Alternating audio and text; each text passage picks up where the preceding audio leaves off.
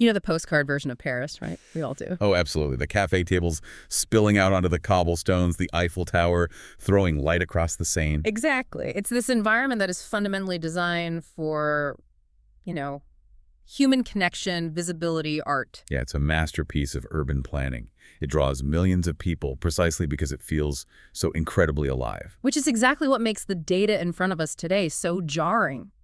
Because if you take a plumb line and drop it straight down beneath those cafes, down past the metro lines, just deep into the dark, you hit a shadow city. A massive 45-million-year-old labyrinth. Yeah. We're talking an estimated 280 to 320 kilometers of Lutetian limestone tunnels, and it is heavily populated. Right. But not with the living. No. We are looking at the remains of 6 to 7 million human beings. I mean, that is roughly the population of a modern megacity like Madrid or Toronto, just resting silently in the pitch black. The juxtaposition is really what makes this structural anomaly so compelling to me. You have one of the most vibrant, heavily mapped, relentlessly monitored cities on the entire planet sitting directly on top of this massive, deeply mysterious subterranean ossuary. Right, the surface is completely known. But the subsurface is just stubbornly elusive. And that stubborn mystery is exactly what we are plunging into for today's deep dive. We're opening up a highly detailed dossier titled Subterranean Shadows: The Dialectics of the Paris Catacombs. It's a fascinating collection of sources. It really is. And our mission today is to examine this intense, almost unbelievable tension between two completely incompatible frameworks for understanding this environment. Yeah, we'll be evaluating the evidence through two primary lenses. First, we have the rationalist position. This argues that the catacombs are simply a highly hazardous, highly monotonous physical environment. So a mundane explanation. Exactly. It's a geological maze that naturally causes extreme psychological and physiological distortion. So under this lens, the environment doesn't break the laws of physics. It just breaks the human mind. But the dossier doesn't let us stop there. We also have to look at the anomalist position. Right. And this framework argues that certain deep, restricted sectors of these tunnels contain documented, persistent phenomena that completely defy conventional geology, neurology, and, honestly, basic logistics. This side suggests the environment isn't merely tricking the brain. It is actively behaving in ways that contradict our understanding of the physical world. But before we can even begin to evaluate the bizarre anomalies, right, the audio recordings, the impossible infrastructure, we have to ground ourselves in the physical reality of the space itself. We really do. We need to look at the baseline data of what a human body actually experiences when it descends into this network. To understand that, we have to look at how this subterranean void was even created. Paris sits on top of these massive deposits of Lutetian limestone laid down roughly 45 million years ago. Romans mined it, sure, but extraction hit this massive industrial scale between the 12th and 18th centuries. Parisians were quite literally hollowing out the earth beneath them to build the cathedrals and palaces above ground. And in doing so, they engineered a massive void perfectly timed for a severe urban crisis. Yeah, the cemetery crisis. Ah. By the late 1780s, surface-level cemeteries in Paris, particularly Les Unsolved, were suffering from catastrophic overcrowding. It's awful to even picture. It is. We're talking about centuries of burials piling up to the point where the cemetery walls were structurally failing. It was spilling into adjacent properties. Oh, wow. It became an unmanageable public health hazard, just heavily saturated with disease. The authorities had to act. So in 1785, they order a mass transfer of remains. From 1786 to 1814, they moved those 6 to 7 million individuals. And the logistics of this are staggering. It was a massive undertaking. And they didn't just casually dump carts in the daylight, right? They transferred the remains at night. Wagon after wagon, loaded with skeletal remains covered in heavy black cloth, winding through the dark streets accompanied by chanting priests.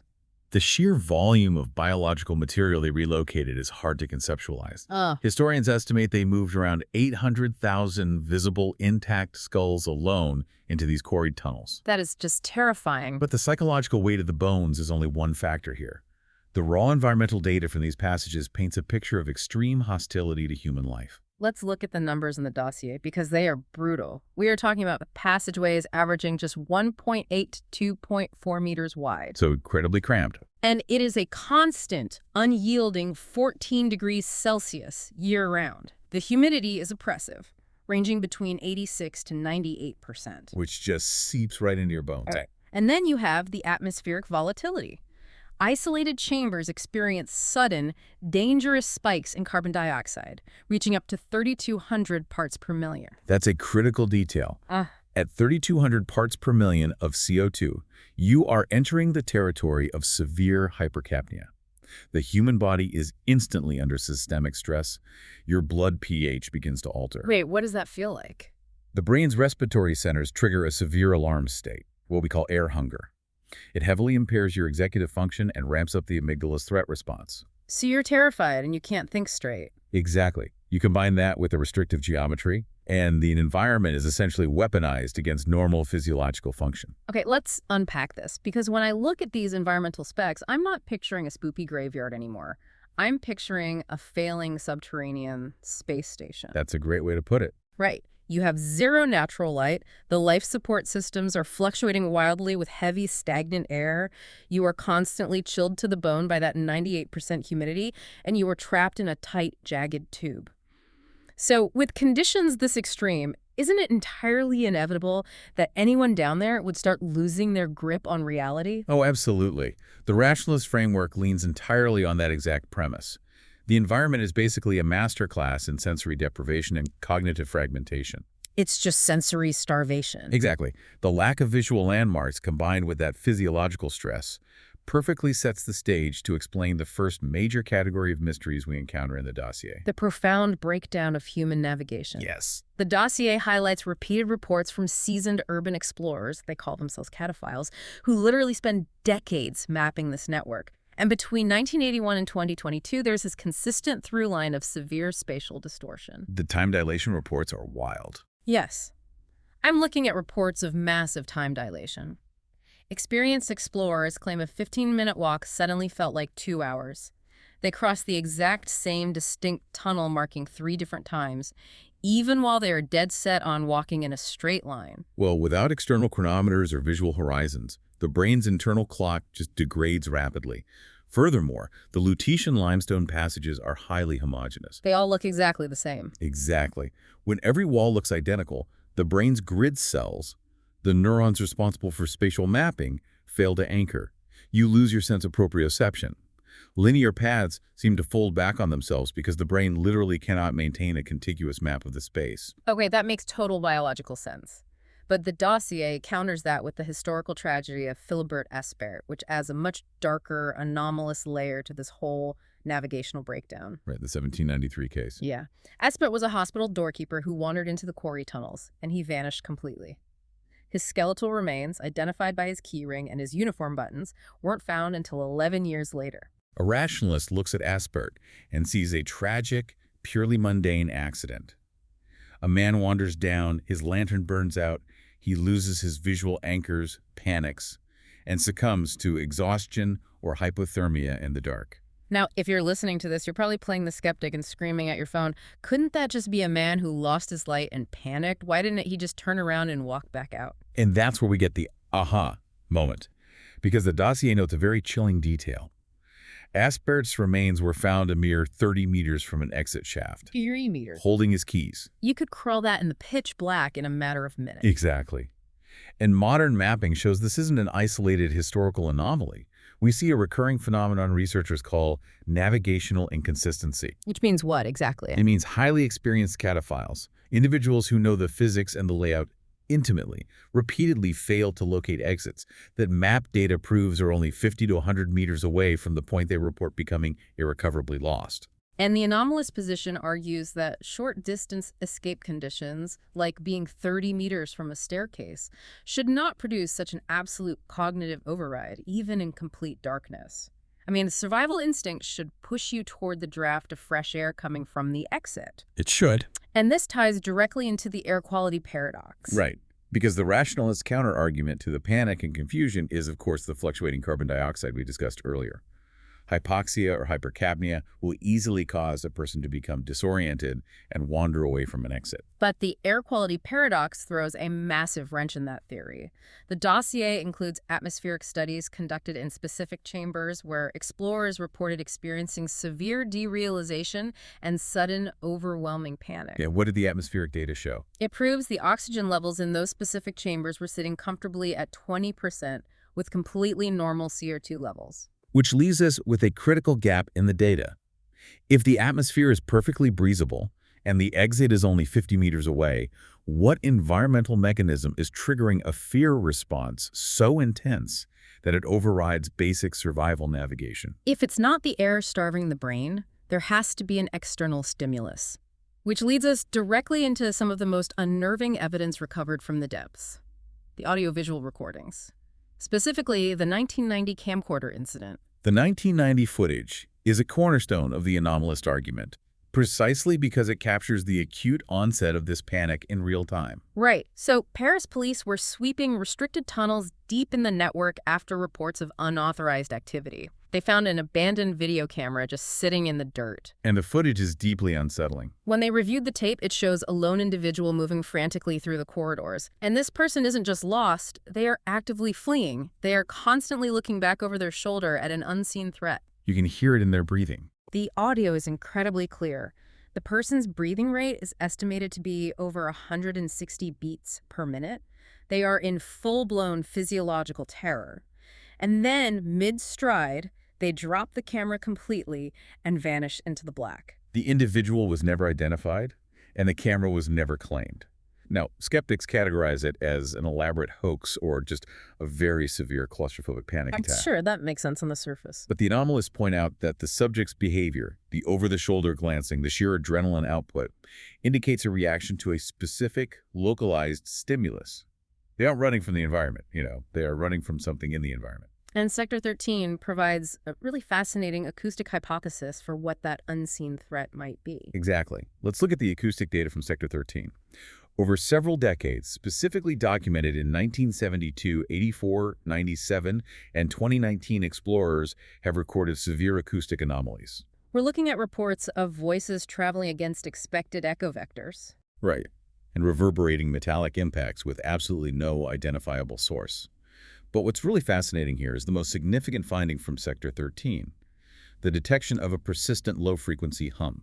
Scientific instruments captured consistent vibrations oscillating between 17 and 19 hertz, frequencies sitting right at or just below the threshold of human hearing. Infrasound. The biological interactions with infrasound are incredibly well documented. When a human body is subjected to an 18 hertz frequency, the physical effects are profound. I read this part, it's wild.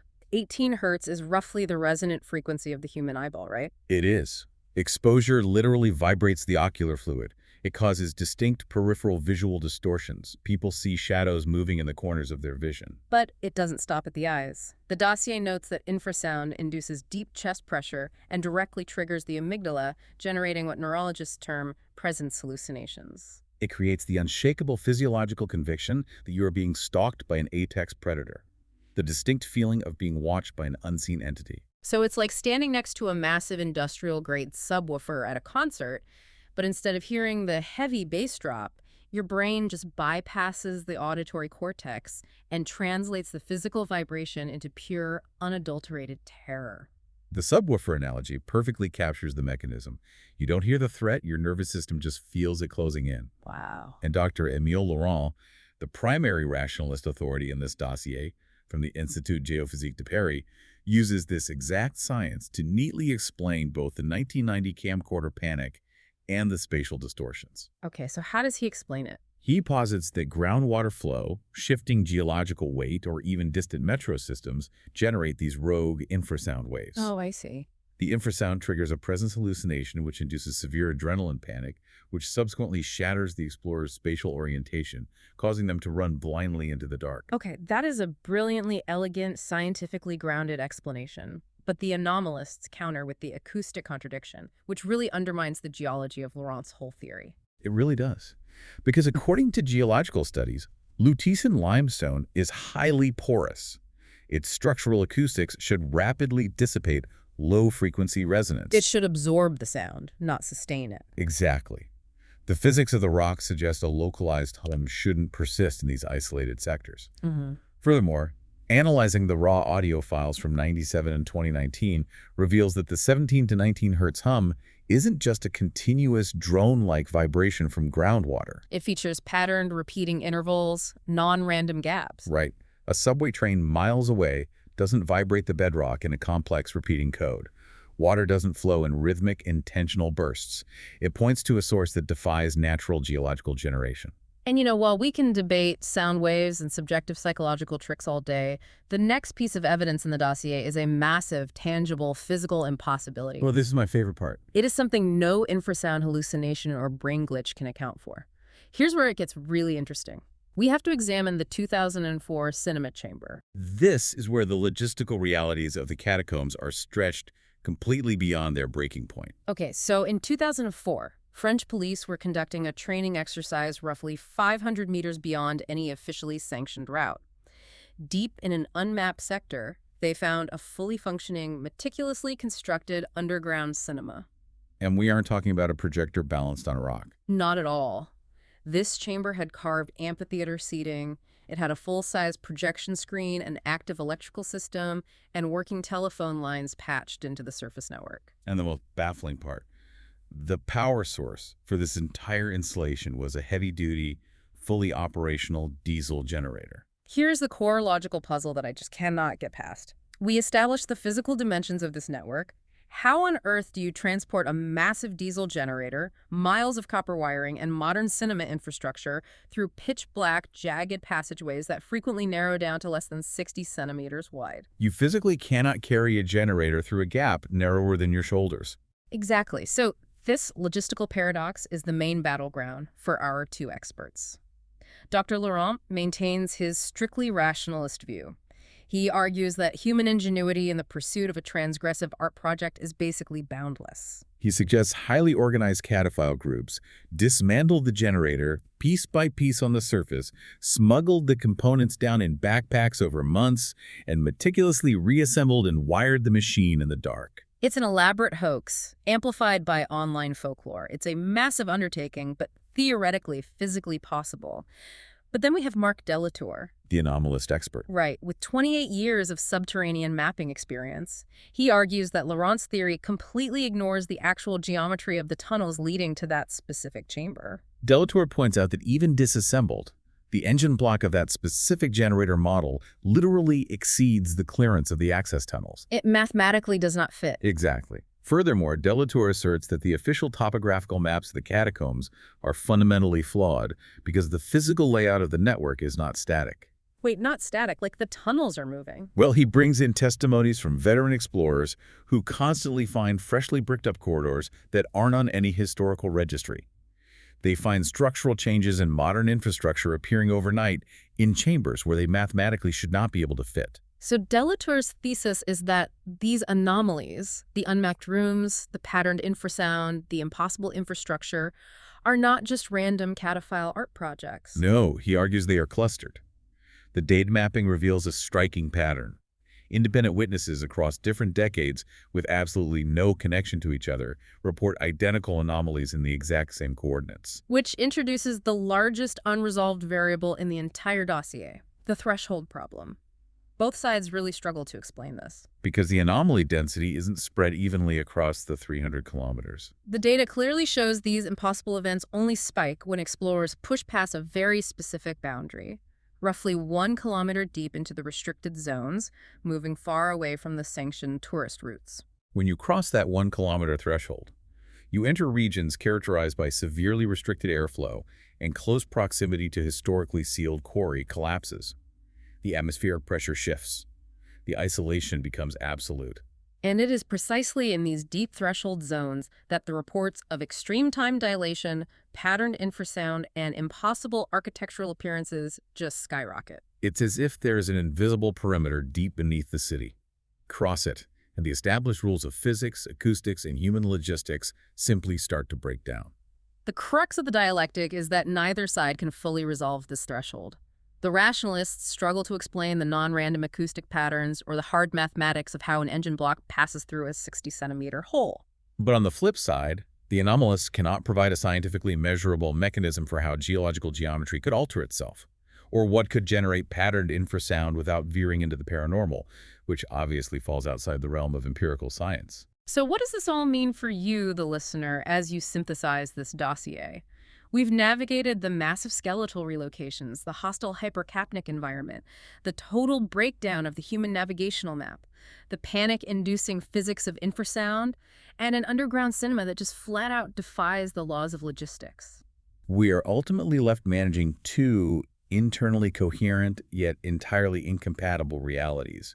The rationalist framework successfully accounts for the vast majority of human experiences down there. Right, sensory deprivation, the toxic buildup of carbon dioxide, the crushing psychological weight of a lightless limestone maze. Those are incredibly potent forces. They perfectly explain how a mind fractures and why urban legends take root. But the anomalies stubbornly refuse to be neatly boxed away. The persistent contradictions in the acoustic data, an infrastructure anomaly that physically shouldn't exist, and those matching testimonies from unconnected explorers separated by decades. These data points resist any neat, mundane categorization. The Paris Catacombs occupy a really highly unusual intersection. You have a documented history of macabre death interacting with extreme environmental stressors, housed within an ancient infrastructure that we falsely believe we have fully mapped. It's a very humbling realization. You know, if you pull out your phone right now, you have a GPS satellite that can pinpoint your location on the surface to within a few feet.